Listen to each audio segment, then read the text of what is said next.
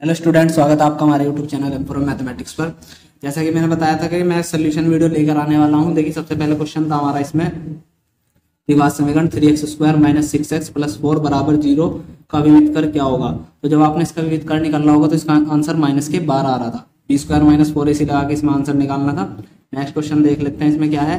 Next question था इसका 3x + 2y = 6 y = 0 का हल होगा। इसका हल निकालने के लिए आपको y = 0 इसके अंदर रखना था। जैसे ही आप y = 0 इसके अंदर रखते तो 3 इसके अपॉन में आ जाता और इसका जो आंसर था वो 2,0 आ जाता।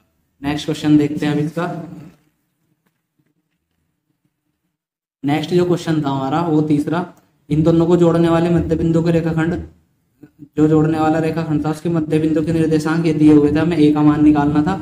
तो a का मान निकालने के लिए आपको बस क्या करना था, है ना, x1 + x2 बटे 2 करना था ना। तो उसके हिसाब से ये अल्फा या अल्फा के a अल्फा/8 लिखा हुआ है। तो यहाँ से जो आंसर आ रहा था इसका अल्फा का वो 4 था। नेक्स्ट क्वेश्चन है ये, इस वाले क्वेश्चन का आंसर 90 डिग्री आ रहा है। इसके बाद वह बड़ी से बड़ी संख्या ज्ञात करनी थी जो इन दोनों को विभाजित करते तो 8 और 5 शेषफल बचे। तो इसमें जब देखा है तो ये 13 इसका आंसर था। बी 13 से जब इसको डिवाइड करते हैं तो 117 आता है जिसमें 8 शेष बच रहा है, और 70 को डिवाइड करते हैं तो 65 आता है जिसमें 5 शेष बचता है। ठीक है। नेक्स्ट वाला क्वेश्चन है कि इसका समीकरण का मूल अगर -2 है तो k का मान बताना है। अब ये -2 x की जगह रख देना था और वैल्यू निकाल लेनी थी। तो जब -2 रखते तो यहाँ पे 4 हो रहा था और यहाँ पे -6 है। तो 6 में से जब 4 घटाते तो -2 बच रहा था, वो इधर लेके आ जाते और फिर इस 2 से इसमें डिवाइड करते तो इसका आंसर -1 आ रहा था। यदि सम चतुर्भुज के कोणों की लंबाइयां 12 और 16 है तो इस सम चतुर्भुज की भुजा बतानी थी। तो इनको आधा कर लेते 6 और 8, और फिर उसके बाद हम इसमें आंसर निकालते तो वो क्या आता 10। मतलब ये ना सम चतुर्भुज बनता है कैसे। अब जो समचतुर्भुज के विकर्ण होते हैं वे ना 90 डिग्री पे क्या करते हैं, एक दूसरे को काटते हैं, तो समद्विभाजित भी करते हैं। ये 6 हो जाता है, ये 8 हो जाता है, तो ये जो विकर्ण ये कर्ण हो जाता है, ये 10 बन जाता है। चलिए आगे देखते हैं। अब क्या था, sin थीटा बराबर cos थीटा, जबकि क्या हो थीटा जो है 0 और 90 के बीच है। तो sin थीटा cos थीटा की वैल्यू कब बराबर होती है, जब वो 45 डिग्री के हो। नेक्स्ट 144 के बाद गुणनखंड, मैंने अपनी वीडियो में सवाल बताया था, तभी कह रहा था इस तरीके के सवाल जरूर कर लियो। तो बहुत सारे सवाल जो मेरे वीडियो से लगे हुए हैं इसके अंदर, ठीक है ना। तो मैं साइंस वाली वीडियो भी लेके आने वाला हूँ जिसमें इंपॉर्टेंट क्वेश्चन बताने वाला हूँ आपको, और उसमें आपको MCQs भी बताऊंगा। तो आप ये वीडियो जरूर देख लीजिएगा और सब्सक्राइब कर ले हमारे यूट्यूब चैनल M4M मैथमेटिक्स को।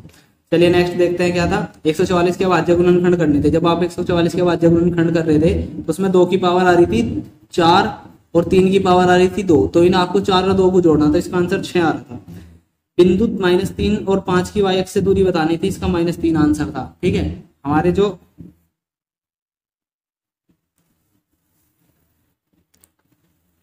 ये जो आपने देखा ना 144 वाले का आंसर 2 की पावर 4 3 ऐसे आ रहा था। और ये इसके बाद था 11वां क्वेश्चन में आपको क्या बताना था कि जो sin 15 है sin cos 75 का मान क्या होगा। इसमें हमें बताया कि अगर हम cos 75 को बदलते हैं तो sin 15 बन जाएगा। sin 15 को 15 से काटते तो इसका आंसर ये आ जाएगा।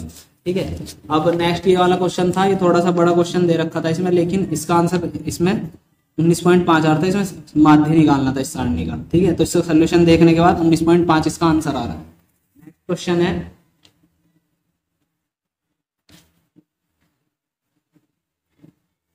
3 cot थीटा बराबर 4 तो कोसेक थीटा क्या होगा। ठीक है। तो इसमें ये था कोट जो निकालना था, कोट की जो वैल्यू बन जाती वो हो जाती कोट थीटा बराबर 4/3। ठीक है ना। तो ये हो जाता आधार, ये हो जाता लंब, तो उस हिसाब से आपका कर्ण आ जाता 5, है ना। तो आपको कोसेक थीटा बताना था। जो कोसेक थीटा होता है वो होता है कर्ण बटे लंब। तो कर्ण 5 हो जाता और लंब 3 हो जाता। तो इसका आंसर 5/3 आ गया। 2 गोलों के आयतन का अनुपात दे रखा था 27 64, उनके पृष्ठीय क्षेत्रफल का अनुपात बताना था। तो इसका जो आंसर आ रहा था वो था 9 अनुपात 16।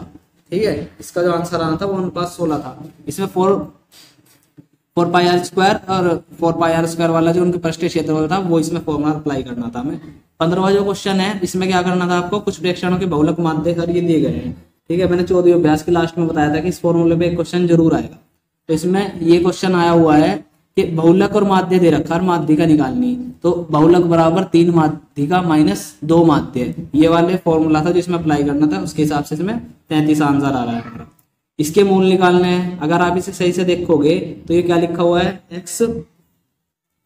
x माइनस 1 का होल स्क्वायर लिखा हुआ है। अगर इसे खोलते हैं तो ये आएगा, तो इसके हिसाब से इसके जो आंसर आ रहे थे वे ये हो गए थे, बराबर में 0, है ना। प्लस क्या आ रहे थे इसके दोनों आंसर। 17वां क्वेश्चन देखिए। 17वें क्वेश्चन में क्या था, इन सबको जोड़ना था, 1 2 3 4 5 है ना, 5 को जोड़ के इसका जो समांतर माध्य था वो 18 आ रहा था, ठीक है। तो अगर टोटल योग देखते तो 90 था, तो इन सबको जोड़ के 57 आ रहा था। 3x को अलग रखते तो 57, 90 में से 57 घटा के ना जो हमारा 33 बच रहा था, तो जो उसे डिवाइड कर देते तो इसका आंसर 11 आ रहा था। उसके बाद ये वाला सोल्व करना था, इसको सोल्व करके जो आंसर आ रहा है वो है 1/√2।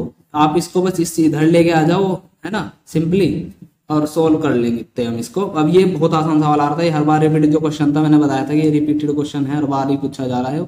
2 संभावित जो समरूप त्रिभुज थे उनकी 4 भुजाओं में 4 और 7 का अनुपात था, तो इसमें बस आंसर बताना था आपको 4 का, इन दोनों का वर्ग कर देना था, 4 और 9। ये 20वां क्वेश्चन जो था इसका, ठीक है। 20वां क्वेश्चन क्या कह रहा है कि जो यदि एक वृत्त का क्षेत्र तथा परिमाप संख्यात्मक रूप से बराबर है तो उसकी वृत्त की त्रिज्या बतानी है कितनी होगी। तो इसमें आपको एक फॉर्मूला अप्लाई करना था, वो क्या था, पाई ये बराबर में 2 पाई आर, है ना।